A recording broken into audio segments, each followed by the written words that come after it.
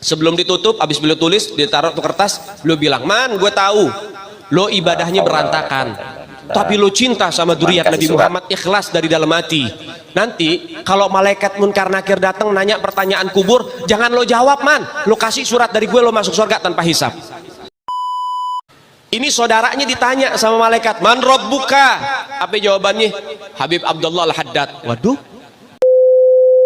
Apa kata Syekh Abu Bakar bin Salim? Orang yang melayani keluarga Nabi Muhammad, semua tempatnya di sorga, nggak ada yang di neraka.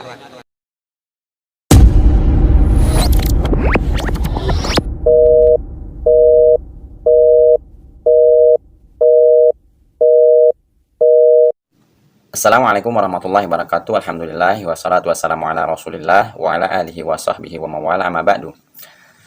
Jumpa lagi sahabatnya dengan channel saya. Semoga sahabat semua selalu dalam lindungan Allah Subhanahu wa taala. Di dalam pertemuan kali ini sahabat ya, kita akan coba mereaksi dari ceramahnya seorang Habib, yang Habib ini bernama Habib Ali bin Abdul Aziz. Yang mana di dalam ceramah Abdul Aziz ini sahabat ya, itu sangatlah penuh dengan khurafat. Kenapa saya bilang seperti itu sahabat ya? Nanti sahabat semua bisa menilai apa yang beliau sampaikan ini memang penuh dengan khurafat dan kesirikan. Karena di dalam statement awalnya beliau ini sahabatnya berceramah, beliau ini mengatakan tentang keutamaan orang yang mencintai seorang habaib. Yang mana di sini katanya ada seorang yang bernama Maman yang berlebihan cinta kepada seorang habib tersebut, dan di akhir hayatnya beliau ini terbebas dari fitnah kubur, yaitu terbebas dari azab kubur. Karena sahabat ya, sebelum si Maman ini dimasukkan ke dalam kubur, Habib tersebut yang katanya dicintai oleh si Maman ini, itu mengirimkan surat kepada malaikat munkar dan nangkir agar si Maman ini terbebas dari azab kubur tersebut. Nauzubillah sahabat ya, ini penuh dengan khurafat luar biasa, dan sudah sepatutnya kita meluruskan apa yang Habib Ali ini sampaikan agar kelak sahabatnya tidak menjangkit kepada orang-orang yang awam yang gampang terpengaruh dengan apa yang Habib Ali ini sampaikan. Coba mari kita simak saja videonya sahabat ya.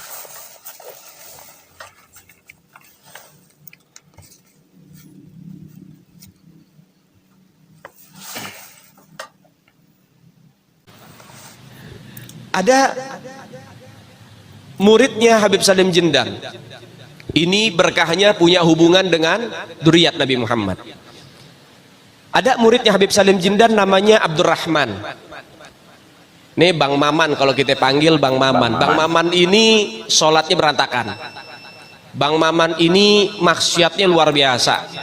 Ibadah kocar kacir. Tapi cinta banget sama Habib Salim Jindan. Sampai-sampai beliau itu kalau dia jualan ubi rebus, kacang rebus tengah malam tuh pakai gerobak jualan dia, mangkal jualan makanan-makanan. Tuh kadang-kadang Habib Salim Jindan hampir setiap malam ngegodain dia, datang, "Man, lo dagang?" "Iya beb." "Bungkus semuanya man, bawa ke rumah." "Iya beb." Dibungkus semuanya, nggak komplain. Kadang orang zaman sekarang ada bilang penglaris. Jadi kalau habis buka belum ada yang beli, pamali mau ngasih-ngasih gratis. Katanya kena sial. Itu mitos. Tuh, lihat didikan Habib Salim Jindan. "Man, baru buka lo man." "Iya beb." "Bungkus semua, bawa ke rumah." Bukan hanya dibungkus, dianterin ke rumah Habib Salim Jindan. Itu hampir setiap malam. Jadi baru buka nggak jadi buka, tutup lagi. Orang habis tipe orang sama Habib Salim diminta. Itu hampir setiap malam. Hingga akhirnya apa yang terjadi? Gak lama Maman meninggal. Habib Salim Jindan dikabarin sama muridnya, "Beb, Maman meninggal." "Innalillahi." "Sian tuh orang baik," kata Habib Salim. "Sekarang lagi diapain jenazahnya?" "Lagi pengen dibungkus beb." "Ya udah, nanti kalau pengen dibungkus mukanya jangan ditutup dulu, tungguin gue datang." Ini bahasa Betawi nih. Datang Habib Salim Jindan, ngelihat tuh jenazah tuh pengen dibungkus, pengen ditutup kain kafannya. Beliau ambil kertas kecil, kertas kotak kecil, beliau tulis, ada yang ditulis sama beliau, ditaruh di bawah kepalanya si jenazah. Deh, tutup. Sebelum ditutup, habis beliau tulis, ditaruh tuh kertas, beliau bilang, "Man, gue tahu lo ibadahnya berantakan, tapi lo cinta sama dzurriyyat Nabi Muhammad, ikhlas dari dalam hati. Nanti kalau malaikat munkar nakir datang nanya pertanyaan kubur, jangan lo jawab man, lo kasih surat dari gue, lo masuk surga tanpa hisab." Dijamin sama Habib Salim. Nabi bilang apa? 3 orang, 3 kelompok yang bisa kasih syafaat. Pertama, al-anbiya wal mursalin, itu bisa kasih syafaat. Yang kedua, asyuhada, para syuhada, itu bisa kasih syafaat, tapi punya kuota. La haula wala quwwata illa billah, sahabat ya. Kita sudah menyimak statement awal dari Habib Ali ini tentang keutamaan orang yang mencintai para habaib. Dan ujung-ujungnya beliau ini menyampaikan sebuah khurafat yang sangat luar biasa, yaitu terbebas dari azab kubur hanya dengan mengirim surat kepada malaikat munkar dan nakir. Dan sahabatnya, video ini sebenarnya belum selesai. Ini ada sambungannya dari Habib Ali ini yang bercerita tentang keutamaan para habaib juga katanya. Yang mana di sini beliau menceritakan tentang Habib Abdullah Al-Haddad, yang mana ada seorang meninggal, nanti dikasih tahu caranya agar terbebas dari fitnah kubur atau azab kubur. Jika malaikat munkar dan nakir berkata, "Man rabbuka, man nabiyuka, ma dinuka," maka cukup menjawab Habib Abdullah Al-Haddad. Nauzubillah, sahabat ya. Coba mari kita simak kelanjutan videonya.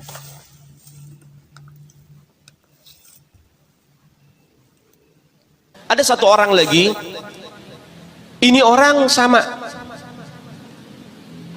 di zaman Habib Abdullah Al-Haddad, cinta sama Habib Abdullah Haddad. Ketika di dalam kubur, kemudian datang malaikat munkar nakir, saudaranya ngelihat di dalam mimpinya. Artinya apa? Ilham dari Allah Taala untuk tarbiyah buat kita nih orang-orang selanjutnya. Ini saudaranya ditanya sama malaikat, "Man rabbuka?" Apa jawabannya? Habib Abdullah Al-Haddad. Waduh, Tuhannya ditanya sampai Tuhanmu Habib Abdullah Haddad ini orang. Ditanya lagi, "Man nabiyuka?" Habib Abdullah Al-Haddad. Sahabat ya. "Man kiblatuka?" Habib Abdullah Haddad. Semua pertanyaan dijawabnya satu, Habib Abdullah Haddad. Dengan hal itu, karena kecintaan yang mendalam kepada Habib Abdullah Haddad, Habib Abdullah Haddad kasih syafaat. Datang ruhnya Habib Abdullah Haddad dikasih syafaat itu orang. Hubungan dengan keluarga baginda Nabi Muhammad. Baik, yang berikutnya, pembantu Al-Imam Syekh Abi Bakar bin Salim. Pembantunya Syekh Abu Bakar bin Salim itu pulang kampung mudik lama nggak balik-balik, sampai diisuin di kampung itu diinat.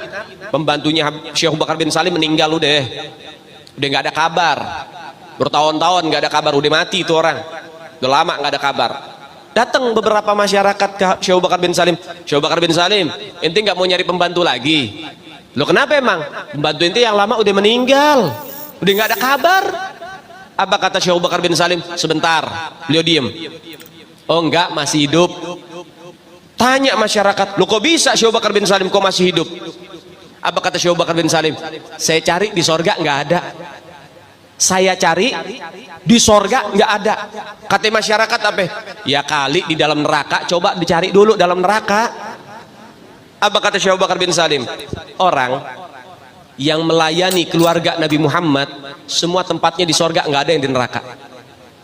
Dia ngomong bukan orang sekelas kita, yang bicara Al-Imam Syekh Abi Bakar bin Salim, yang beliau selama 40 tahun sholat subuh dengan wudhu isya, artinya dari isya sampai subuh nggak pernah tidur, ibadah. Pertama. Yang kedua, setiap hari sodakohnya potong kambing 1000 ekor buat ngasih masyarakat makan. Yang ketiga, setiap malam dia bagi-bagi yang namanya roti untuk makanan para pengemis, sampai di zaman beliau nggak ada pengemis sama sekali. Yang keempat, beliau duduknya nggak pernah bersila macam kayak kita, duduknya itu tahiyat akhir. Ketika ditanya sama muridnya, "Wahai Syekh Abu Bakar bin Salim, kenapa engkau nggak duduk di kursi emas? Engkau ini guru di atas guru, semua para wali-wali itu di bawah kakimu. Engkau pantas duduk di atas kursi emas, kenapa kau duduk di lantai dengan tahiyat akhir seperti duduknya seorang budak?" Apa kata beliau? "Bagaimana mungkin aku bisa duduk bersila ketika setiap aku duduk di hadapanku ada baginda Nabi Muhammad." Jadi ngelihat Nabi bukan mimpi, ya godoh, lihat nyata. Itu Al-Imam Syekh Abi Bakar bin Salim radhiyallahu taala anhu warḍah.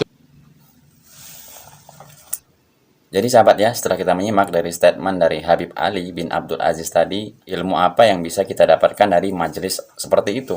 Yang isinya cuma cerita-cerita tentang kelebihan dari kaum mereka sendiri.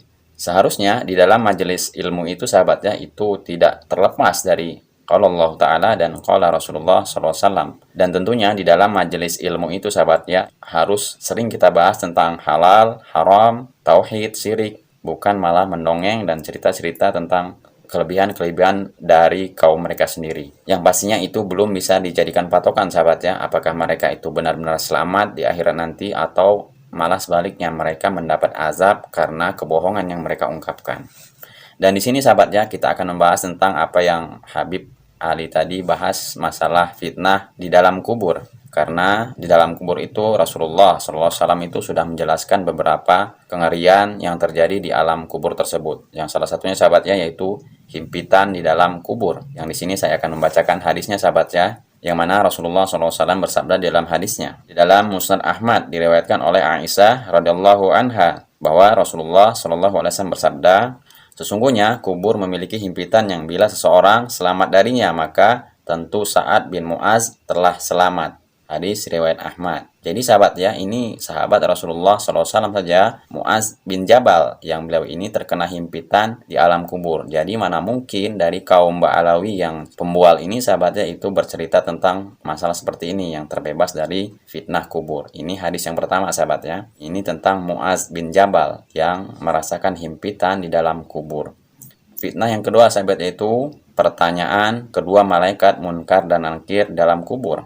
Yang mana Rasulullah SAW bersabda dalam hadisnya, kemudian dua malaikat mendatanginya dan mendudukannya, lalu keduanya bertanya, siapakah Robmu? Dia si mayit menjawab, Robku adalah Allah. Mayit saja menjawab, Robku adalah Allah, bukan seperti yang diucapkan oleh Habib Ali tadi, yang man Robbuka tapi menjawab Habib Abdullah Al-Haddad. Tentu saja ini sebuah kesyirikan sahabat ya. Seolah-olah orang yang di dalam kubur tersebut bertuhankan kepada Habib Abdullah Al-Haddad. Jadi pertanyaan yang kedua yaitu, apa agamamu? Dia menjawab, agamaku adalah Islam. Dan kedua malaikat itu bertanya, siapakah laki-laki yang telah diutus kepada kamu ini? Dia menjawab, beliau adalah utusan Allah, yaitu Rasulullah SAW. Bukan Habib Abdullah Al-Haddad sahabat ya, tapi orang yang ditanya ini menjawab Rasulullah SAW, yaitu Rasulullah. Dan kedua malaikat itu bertanya lagi, apakah ilmumu? Dia menjawab, aku membaca kitab Allah, aku mengimaninya dan membenarkannya. Nah, di sini sahabat ya, pertanyaan dari malaikat Munkar dan Nakir tentang bantahan apa yang disampaikan oleh Habib Ali bin Abdul Aziz tadi. Yang mana celotehnya itu membuat orang-orang bingung sahabat ya tentang agama Islam ini. Yang mana dijelas Rasulullah SAW bersabda dalam hadisnya bahwa 3 pertanyaan ini harus dijawab dengan tepat. Bukan seperti yang diungkapkan oleh Habib Ali bin Abdul Aziz tadi.